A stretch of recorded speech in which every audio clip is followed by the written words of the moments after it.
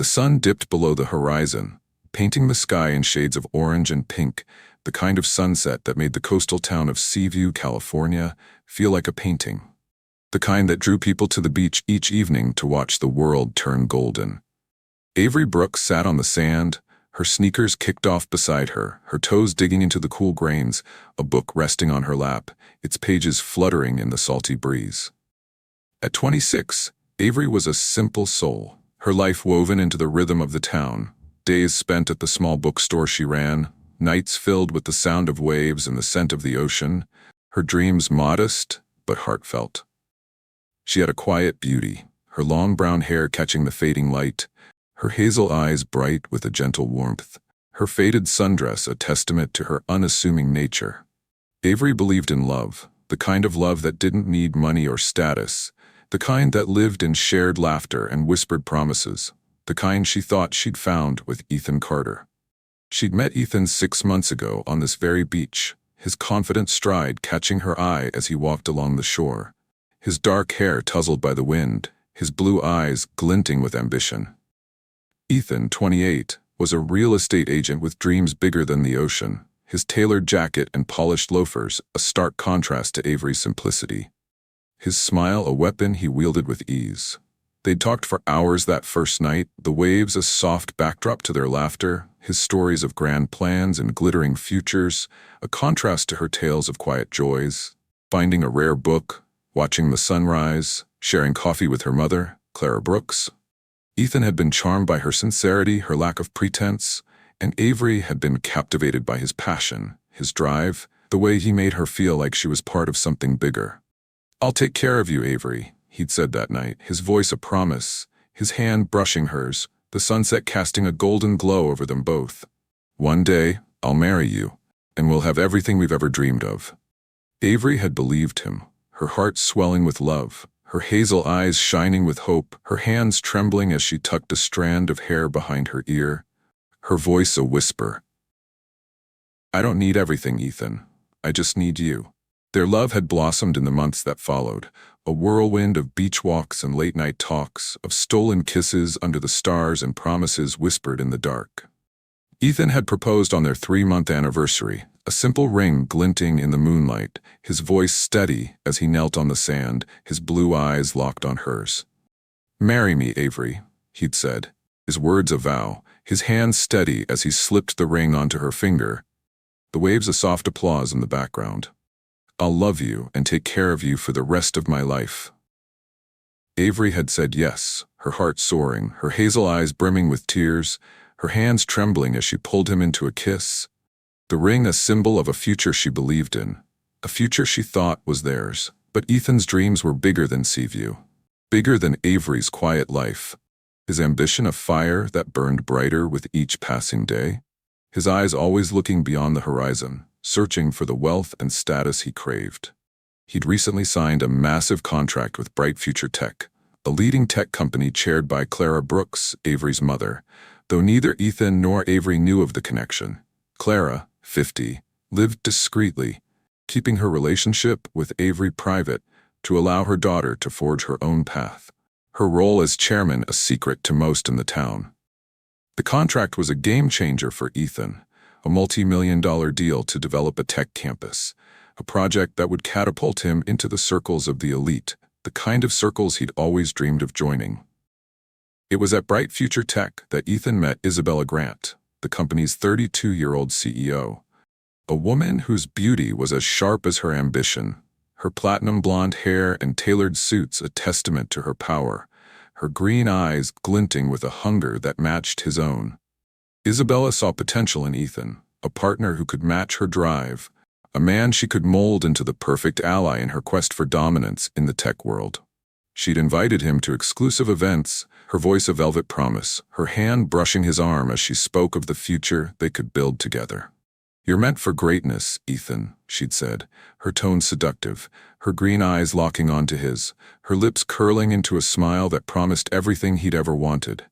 "Marry me, and we'll conquer the world together." Ethan had been drawn to her, his ambition blinding him to the love he'd promised Avery, his blue eyes glinting with a new kind of hunger. a hunger for power, for wealth, for a life he'd always dreamed of. The tension began to simmer as Ethan pulled away, his visits to Avery becoming less frequent, his excuses a thin veil over the truth, his voice distant as he spoke of meetings and deadlines, his blue eyes avoiding hers, his hands no longer reaching for hers in the dark.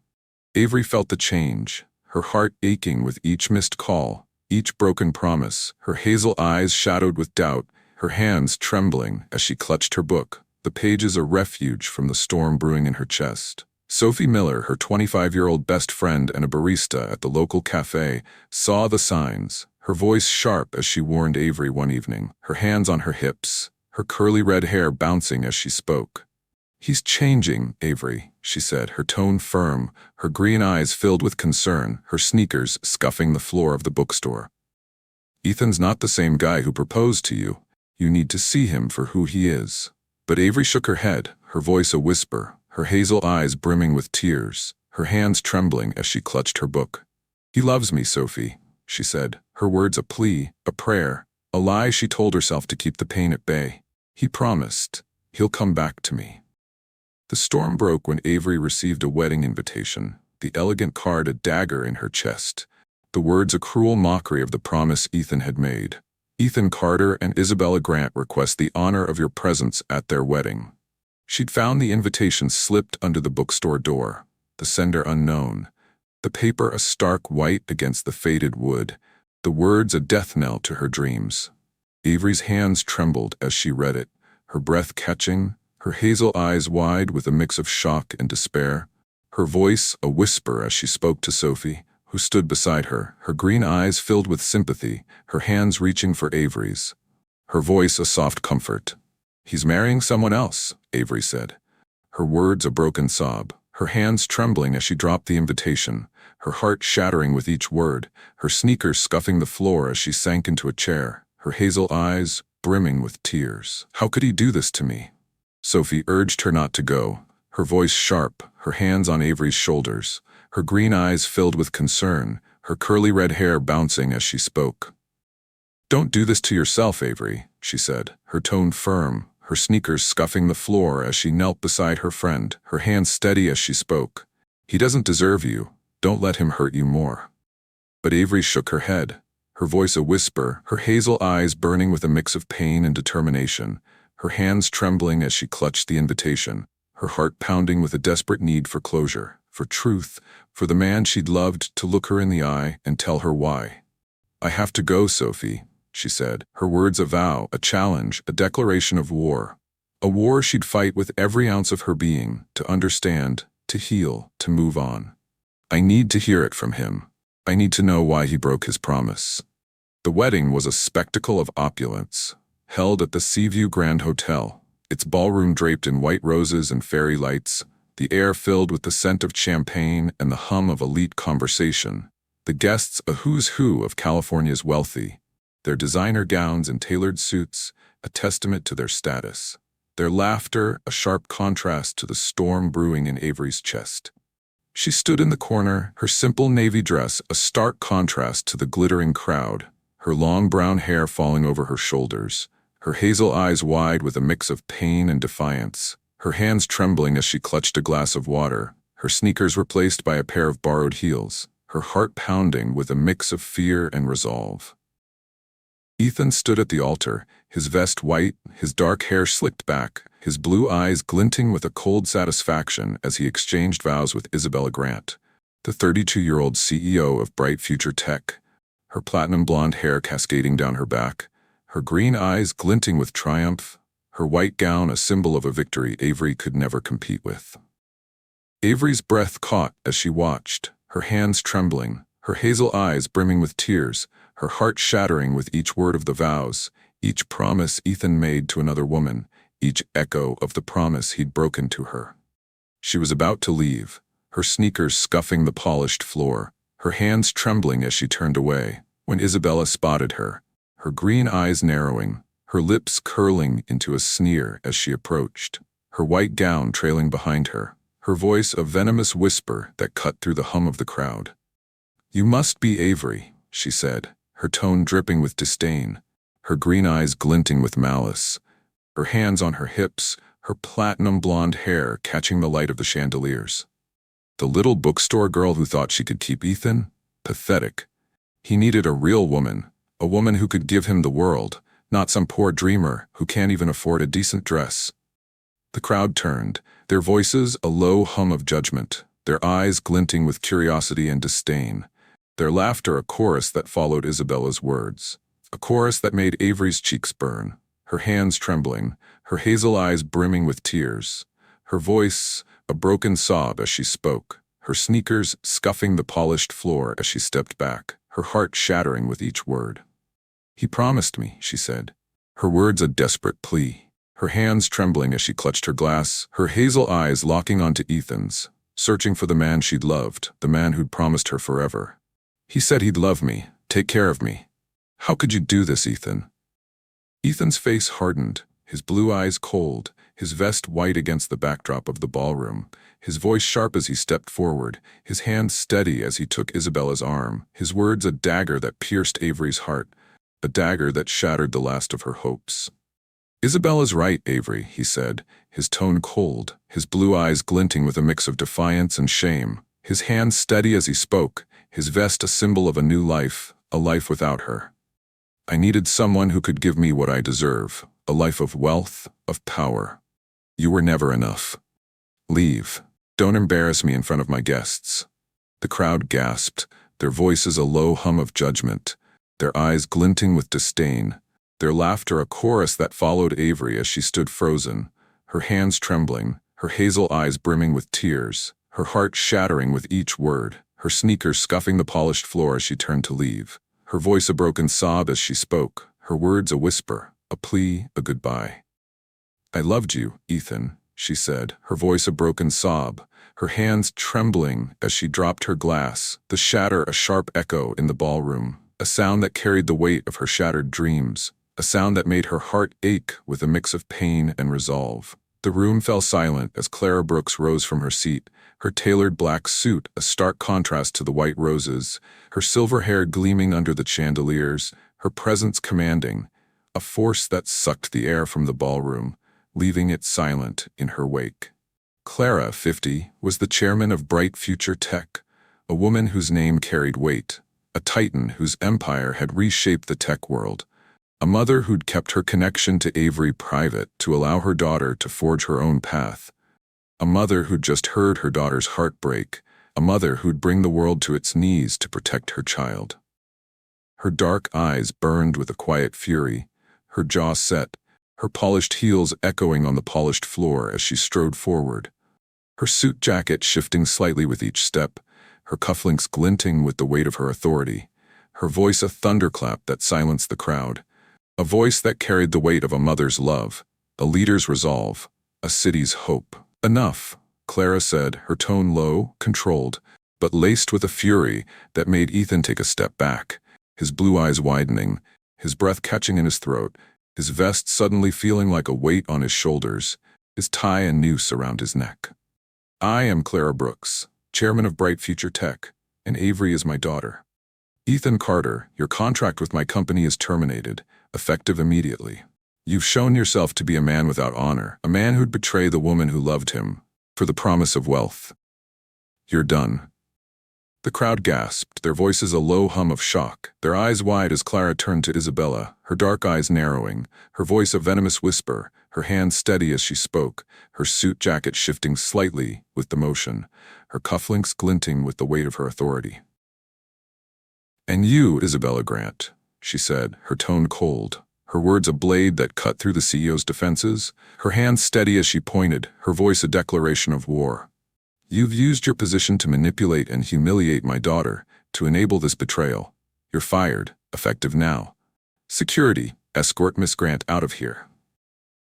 The room erupted, the crowd's voices a roar of shock and awe, their eyes wide as security moved forward, their hands steady as they took Isabella's arms, her platinum blonde hair cascading down her back, her green eyes wide with a mix of fear and rage, her white gown trailing behind her as she was led away, her voice a desperate plea, her hands trembling as she shouted, her words a broken sob that echoed in the ballroom, a sound that carried the weight of her shattered dreams, a sound that made Ethan's stomach churn, with a mix of fear and shame.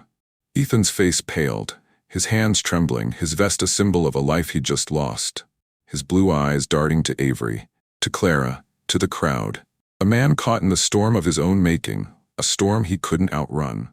"Clara, please," he said, his voice a desperate plea, his hands trembling as he stepped forward, his blue eyes wide with a mix of fear and shame, his vest a symbol of a life he'd just lost. I didn't know, I can explain."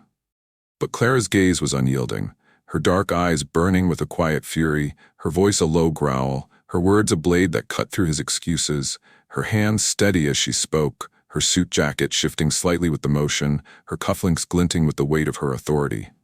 "There's nothing to explain," she said, her tone cold, her hands steady, her voice a declaration of war, a declaration of justice, a declaration of love. "You made your choice, Ethan. You chose wealth over love, power over honor. You humiliated my daughter, and you'll pay the price. Get out of my sight." Avery stood frozen, her hands trembling, her hazel eyes wide with a mix of pain and awe, her navy dress a stark contrast to the white roses, her long brown hair falling over her shoulders, her heart pounding with a mix of heartbreak and relief, her sneakers replaced by borrowed heels that felt foreign on her feet, her voice a whisper as she spoke, her words a broken sob, a plea, a goodbye.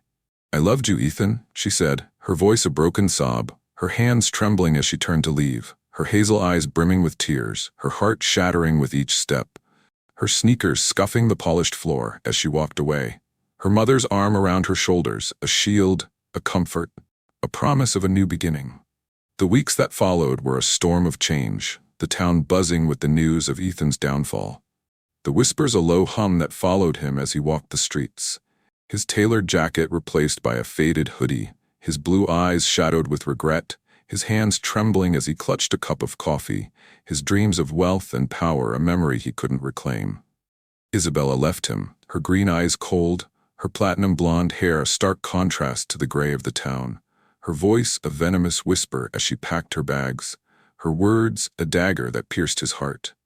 A dagger that shattered the last of his hopes. "You're nothing without me, Ethan," she said, her tone sharp, her hands steady as she closed her suitcase, her green eyes glinting with a mix of disdain and triumph, her voice a declaration of war, a declaration of goodbye. "I made you, and I can break you, goodbye." Ethan was left alone, his career in ruins, his marriage a casualty of his own ambition, his heart heavy with the weight of his regret, a weight he'd carry for the rest of his life. Avery, meanwhile, found solace in the simple things, her days spent at the bookstore, her nights filled with the sound of waves and the scent of the ocean, her long brown hair catching the fading light, her hazel eyes bright with a new kind of hope, her hands steady as she shelved books, her heart healing with each passing day. She expanded the bookstore into a community space, a haven for those who loved stories and the sea. Her voice soft as she read to children, her hands steady as she poured coffee, her hazel eyes bright with a quiet joy, her sneakers scuffing the wooden floor as she moved, her heart a storm that had finally calmed. She met Noah Ellis, a 30-year-old writer with kind eyes and a gentle smile, his voice a soft comfort, his hands steady as he wrote, his love for Avery a quiet promise, a promise she could believe in, a promise that didn't need wealth or power to be true. "I love you for you, Avery," he said, his words a vow, his hands steady as he took hers, his eyes locking onto hers, his voice a soft comfort that filled her heart with a new kind of hope, a hope she'd thought she'd lost. Clara became a pillar of strength, her tailored suits a stark contrast to the coastal town, her silver hair gleaming under the streetlights, her dark eyes softening as she watched her daughter heal, her hands steady as she helped at the bookstore, her voice a soft comfort, a promise of love, a promise of family. She'd publicly acknowledged Avery as her daughter, her voice steady as she spoke to the town, her words a declaration of pride, a declaration of love, a declaration of hope. "My daughter is the strongest person I know," she said, her tone firm, her hands steady, her voice a clarion call that echoed through the town, a call for justice, for love, for a new beginning. Ethan, meanwhile, started over, his tailored jacket replaced by a faded hoodie, his blue eyes shadowed with regret, his hands trembling as he worked at a small real estate firm. his dreams of wealth and power a memory he couldn't reclaim, his heart heavy with the weight of his regret, a weight he'd carry for the rest of his life. He'd pass by the bookstore sometimes, his sneakers scuffing the pavement, his blue eyes fixed on Avery through the window, her long brown hair catching the fading light, her hazel eyes bright with a new kind of joy, her hands steady as she laughed with Noah, her voice a soft melody that carried on the breeze, a melody he'd never hear again. A melody he'd lost to his own ambition, to his own betrayal, to the promise he'd broken under the light of a sunset. A plaque at the bookstore read, "True love isn't built on wealth, but on sincerity," a testament to the fight for a better future. A fight Avery had won. A fight that had led her to a new kind of happiness. A happiness she'd thought she'd lost. A happiness she'd found in the quiet moments, in the sound of waves, in the love of a man who saw her for who she was. A love that didn't need wealth or power to be true.